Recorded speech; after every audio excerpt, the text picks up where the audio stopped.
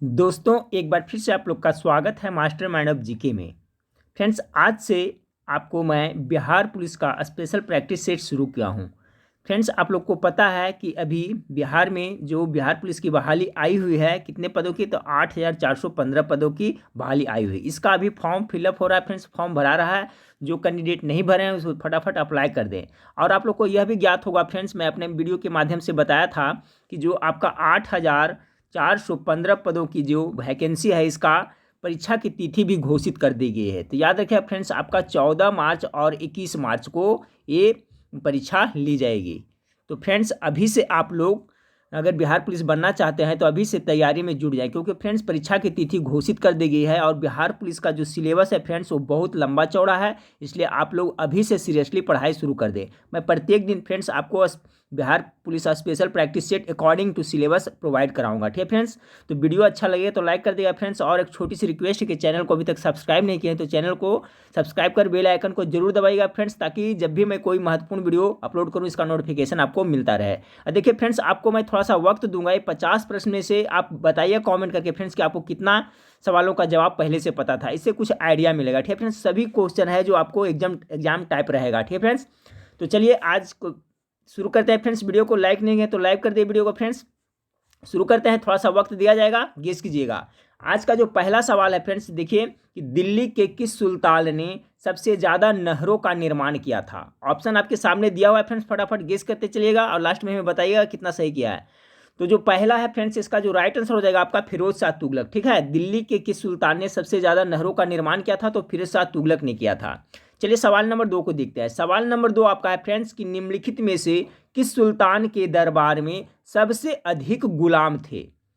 तो किस सुल्तान के दरबार में सबसे अधिक गुलाम थे? ऑप्शन ए में बलबन, बी में मोहम्मद बिन तुगलक, सी में अलादीन खिलजी और डी में फिरोज तुगलक। ठीक है फ्रेंड्स, तो इसका जो करेक्ट आंसर होगा ऑप्शन नंबर डी हो जाएगा। ठीक है, फिरोज तुगलक, यानी फिरोज शाह तुगलक के दरबार में सबसे ज़्यादा गुलाम थे।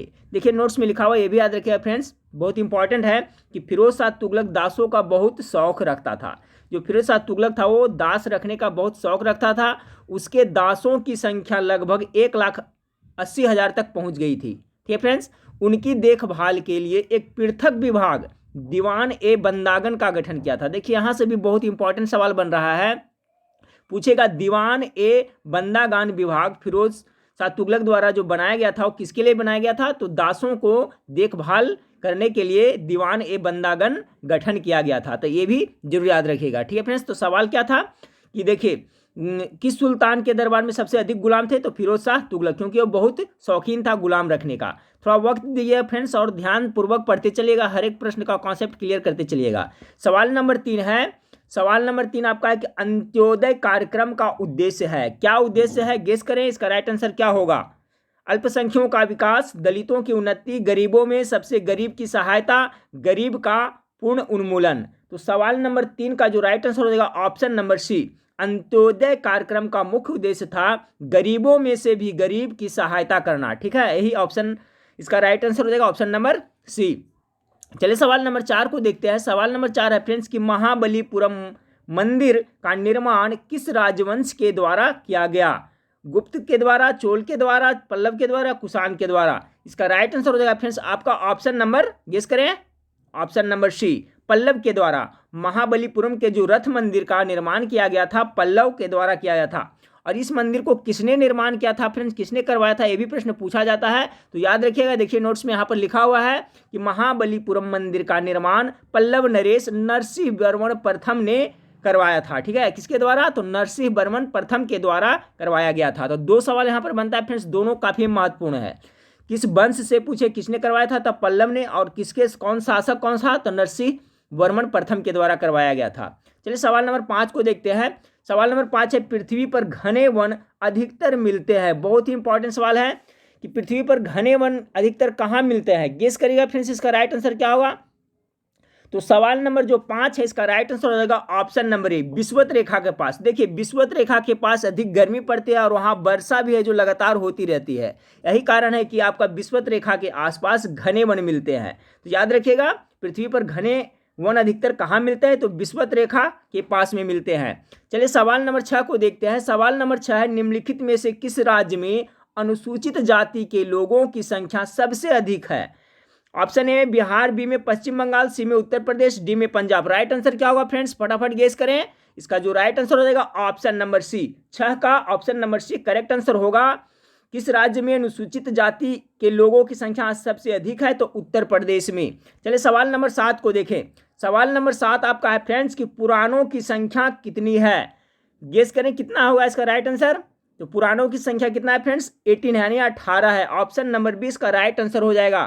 चलिए सवाल नंबर 8 को देखते हैं। सवाल नंबर 8 है विश्व का सबसे ऊंचा कहा जाने वाला विश्व शांति स्तूप कहाँ है? देखिए तो विश्व का सबसे ऊंचा कहे जाने वाले विश्व शांति स्तूप कहाँ है बिहार में?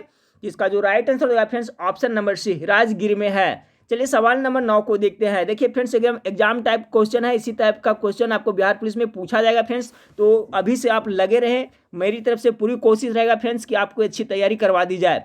सवाल नंबर 9 को देखें कि शून्यता के सिद्धांत का सर्वप्रथम प्रतिपादन करने वाले बौद्ध दार्शनिक का नाम क्या है? तो आप लोग सुने होंगे फ्रेंड्स, शून्यवाद किसने दिया था?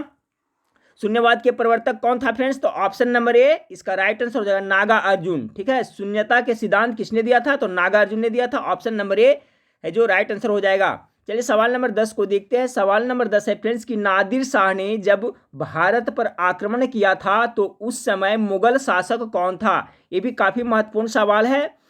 तो जब नादिर शाह भारत पर आक्रमण किया था फ्रेंड्स, उस समय मुगल शासक कौन था? तो सवाल नंबर 10 का जो राइट आंसर हो जाएगा option number C Mohammad Shah के शासनकाल में नादिर शाह ने भारत पर आक्रमण किया था। याद रखिएगा मोहम्मद शाह। सवाल नंबर 11 को देखें फ्रेंड्स।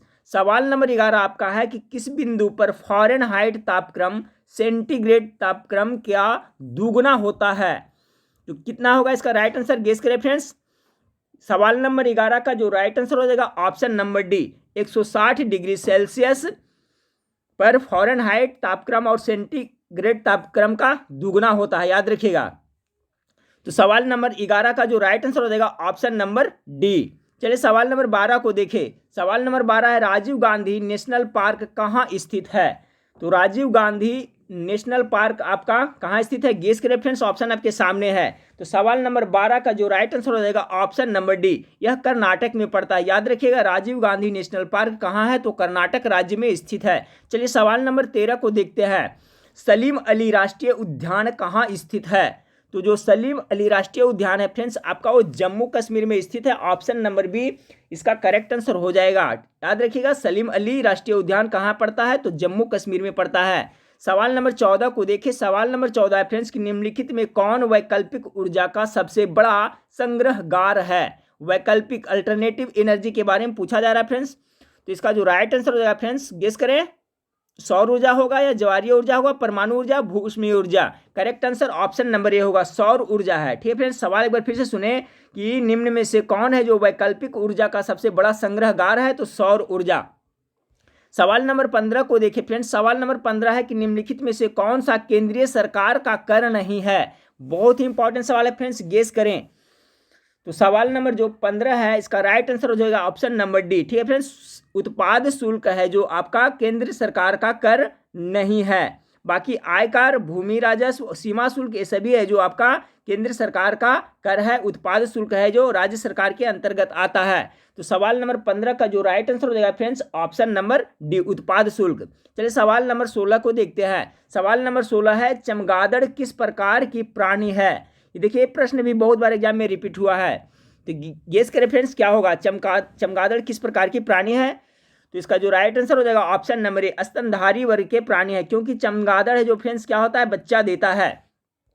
चलिए सवाल नंबर 17 को देखते हैं। विश्व पर्यटन दिवस कब मनाई जाती है? गेस करें फ्रेंड्स, 24 मार्च, 27 सितंबर, 12 अगस्त या 14 सितंबर। करेक्ट आंसर हो जाएगा आपका ऑप्शन नंबर बी 27 सितंबर को विश्व पर्यटन दिवस मनाया जाता है। सवाल नंबर 18 को देखें फ्रेंड्स कि कवि हरिसेन किसके दरबारी कवि थे? कवि हरिसेन किसके दरबारी कवि थे? गेस करें। इसका जो राइट आंसर हो जाएगा फ्रेंड्स 18 का ऑप्शन नंबर सी यानी समुद्रगुप्त के दरबारी कवि थे। चलिए सवाल नंबर 19 को देखते हैं। सवाल नंबर 19 है दूध का रंग पीला किसके कारण होता है?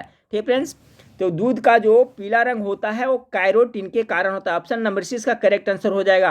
अगर पूछा जाए आपसे कि दूध में जो सफ़ेदी होती है, जो सफ़ेद दिखता है वो किसके कारण, तो दूध में केसिन पाया जाता है, इसके कारण वो सफ़ेद दिखता है। लेकिन जब दूध है जो पीलापन आ जाता है दूध में फ्रेंड्स, तो कैरोटीन के कारण ऐसा होता है। तो दोनों याद रखिएगा।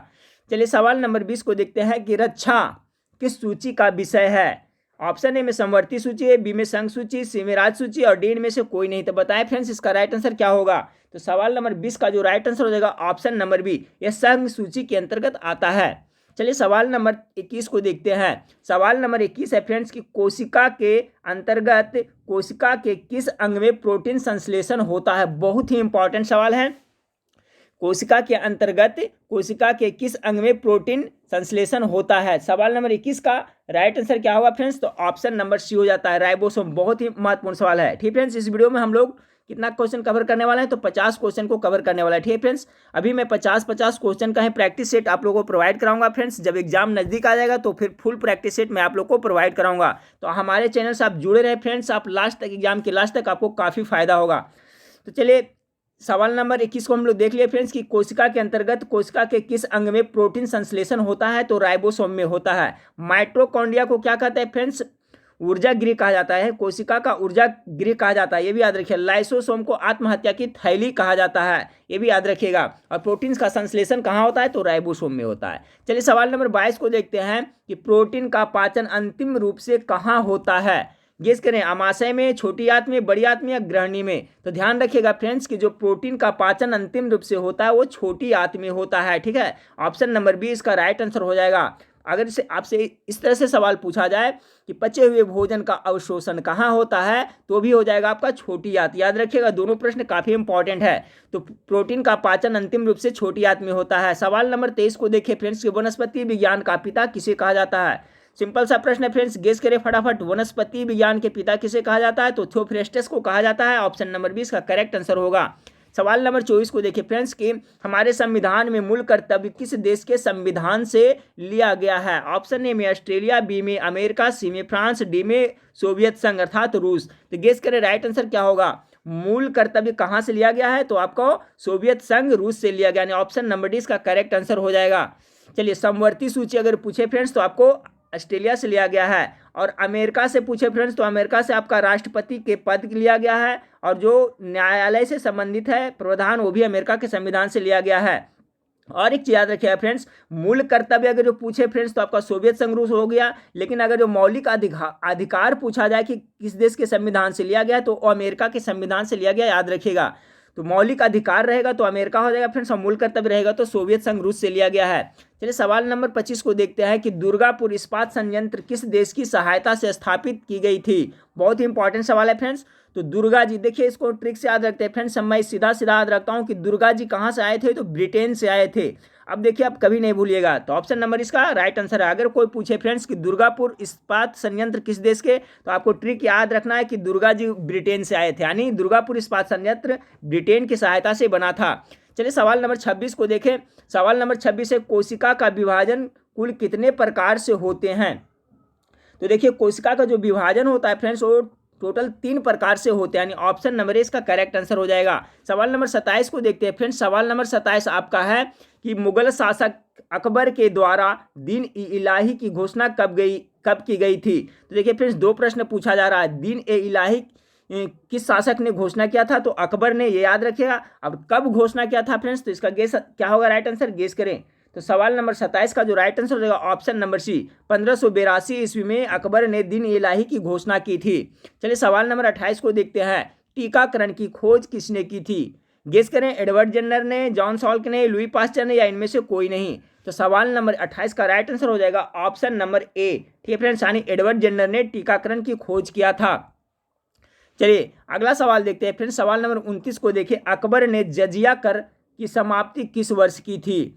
तो देखिए अकबर ने जो जजिया कर समाप्त कब किया था फ्रेंड्स, तो गेस करें।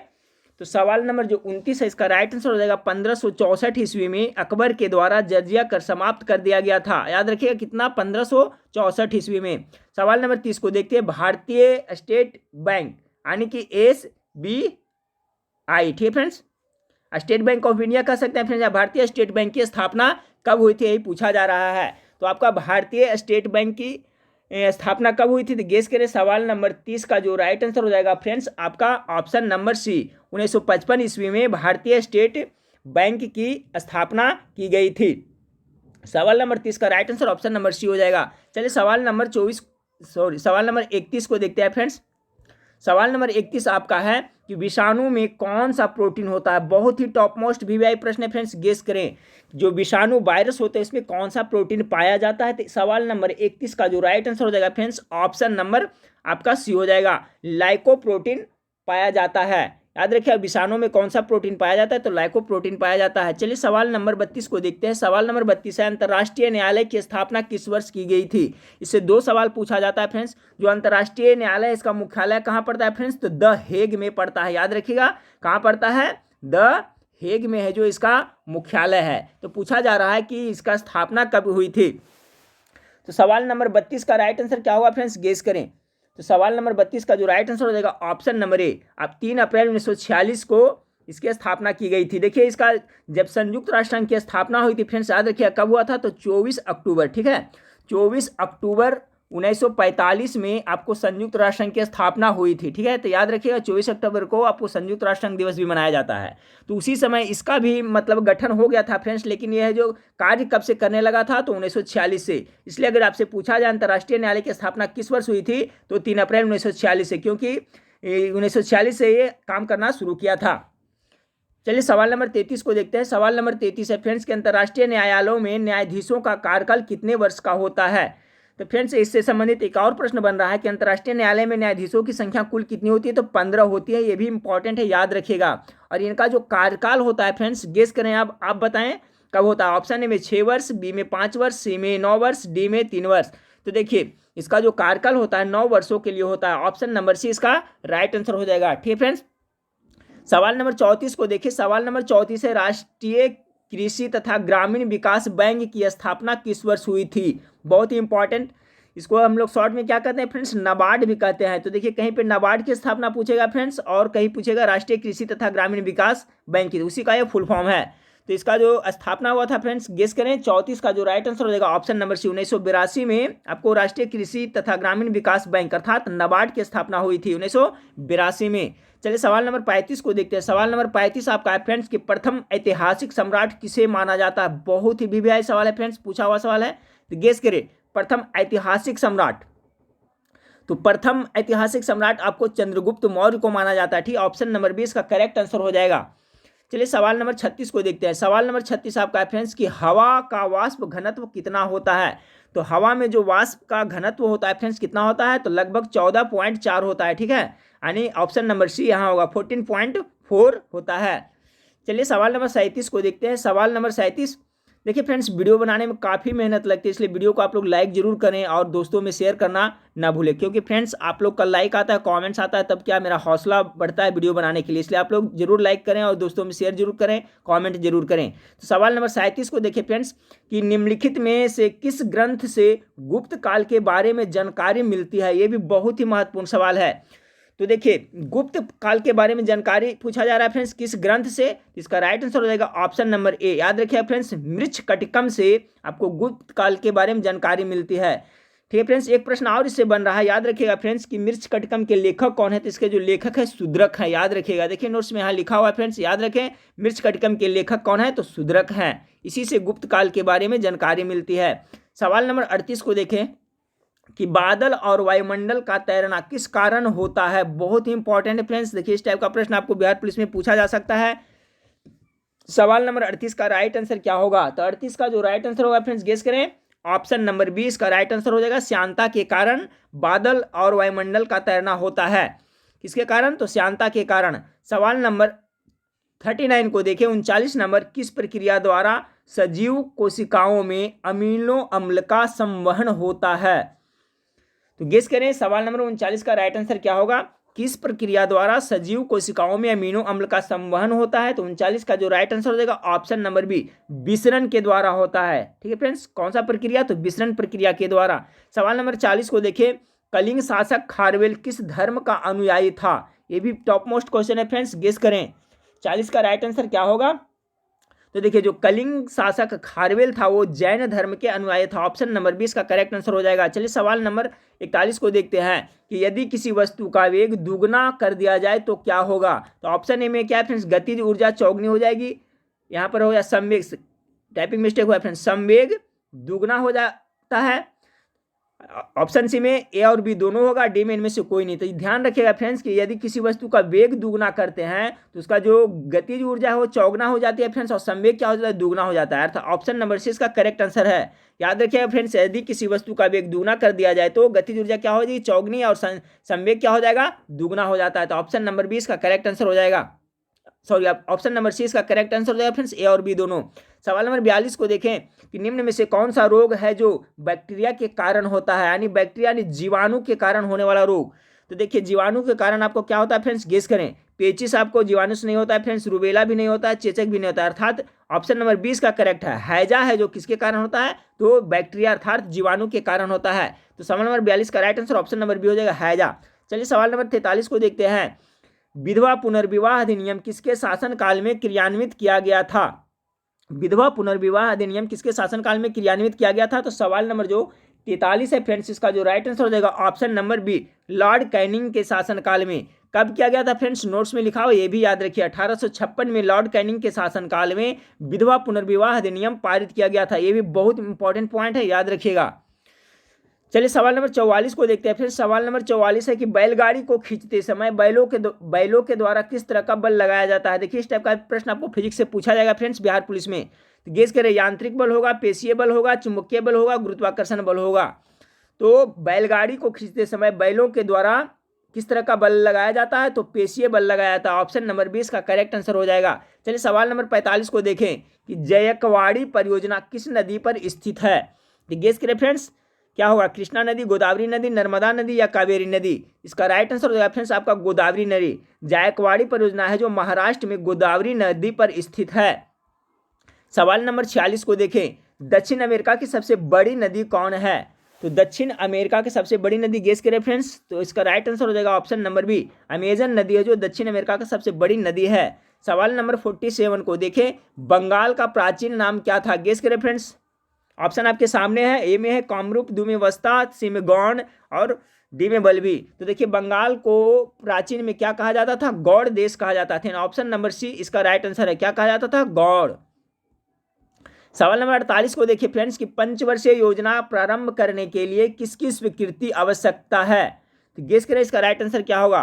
पंचवर्षीय योजना प्रारंभ करने के लिए किसकी स्वीकृति की आवश्यकता पड़ती है फ्रेंड्स। करेक्ट आंसर हो जाएगा आपका ऑप्शन नंबर, गेस करें, बी, राष्ट्रीय विकास परिषद की। ठीक है फ्रेंड्स। सवाल नंबर 49 को देखें। सवाल नंबर 49 है, निम्नलिखित में से किन्हें जैन धर्म के असली संस्थापक माना जाता है। ऑप्शन ए में ऋषभदेव, बी में पार्श्वनाथ, सी में वर्धमान महावीर, डी में नेमिनाथ को। तो देखिए अगर जो पूछा जाए फ्रेंड्स असली संस्थापक यानी वास्तविक संस्थापक पूछा जाए जैन धर्म के, तो वर्धमान महावीर हो जाएगा। लेकिन अगर पूछा जाए जैन धर्म के सिर्फ संस्थापक कौन थे, तो आपका ये ऋषभदेव हो जाएगा। तो इस बात पे ध्यान रखिएगा फ्रेंड्स, वास्तविक संस्थापक या असली संस्थापक जैन धर्म के महावीर भगवान थे, और इसका संस्थापक पूछा जाए सिर्फ तो ऋषभदेव होगा। चलिए सवाल नंबर 50 को देखते हैं फ्रेंड्स, जो इस वीडियो का लास्ट सवाल है कि मानव शरीर का वह अंग जो, यहाँ पर देखिए टाइपिंग मिस्टेक हुआ है, मानव शरीर का वह अंग जो क्या करता है फ्रेंड्स, पीत उत्पन्न करता है। क्या, पीत उत्पन्न करता है, वह कौन है। तो गेस करें इसका राइट आंसर क्या होगा। पीत का निर्माण कहाँ होता है मानव शरीर में फ्रेंड्स। तो इसका जो राइट आंसर हो जाएगा ऑप्शन नंबर बी हो जाएगा, यकृत में पीत निर्माण होता है। पीत का स्राव कहाँ से होता है, तो यकृत अर्थात लीवर से। ठीक है फ्रेंड्स, लीवर से। और ये जमा कहाँ होता है, तो पित्ताशय में जमा होता है, पित्ताशय में जमा होता है। लेकिन अगर पूछा जाए मानव शरीर में पित्त कहाँ उत्पन्न होता है, तो यकृत में उत्पन्न होता है, और ये जमा कहाँ होता है, तो पित्ताशय में होता है। तो ये देखिए 50 प्रश्न था फ्रेंड्स। इसी तरह से मैं आपको प्रत्येक दिन बिहार पुलिस की अभी से तैयारी मैं करवाता चलूँगा फ्रेंड्स, पूरा सिलेबस कवर कर करके। तो आप हमारे चैनल से जुड़ जाए फ्रेंड्स। और फ्रेंड्स देखिए अभी शादी ब्याह का माहौल है, तो लाइव क्लास लेने में नहीं बन रहा है फ्रेंड्स, लेकिन कोशिश करूँगा कि 2-3 दिन बाद मैं आपको लाइव क्लास भी प्रोवाइड कराऊंगा। ठीक फ्रेंड्स, तो वीडियो अच्छा लगा तो लाइक जरूर करिएगा। नेक्स्ट वीडियो में फिर मिलते हैं। देखने के लिए थैंक यू, धन्यवाद।